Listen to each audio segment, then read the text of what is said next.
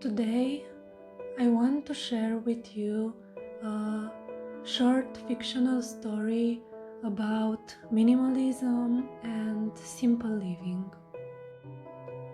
The businessman and the fisherman.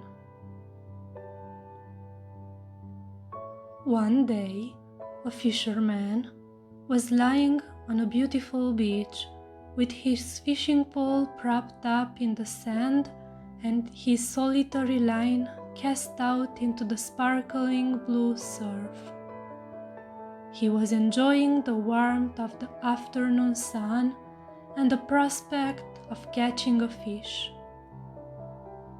About that time, a businessman came walking down the beach, trying to relieve some of the stress of his workday.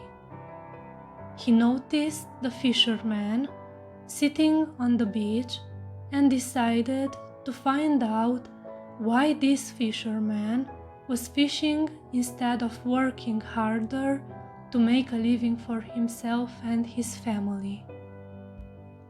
"You aren't going to catch many fish that way," said the businessman to the fisherman. "You should be working rather than lying on the beach." The fisherman looked up at the businessman, smiled, and replied, "And what will my reward be?" "Well, you can get bigger nets and catch more fish," was the businessman's answer. "And then, what will my reward be?" asked the fisherman, still smiling. The businessman replied, "You will make money and you will be able to buy a boat, which will then result in larger catches of fish." "And then, what will my reward be?" asked the fisherman again. The businessman was beginning to get a little irritated with the fisherman's questions. "You can buy a bigger boat and hire some people to work for you," he said. "And then, what will my reward be?" repeated the fisherman. The businessman was getting angry. "Don't you understand? You can build up a fleet of fishing boats, sail all over the world, and let all your employees catch fish for you."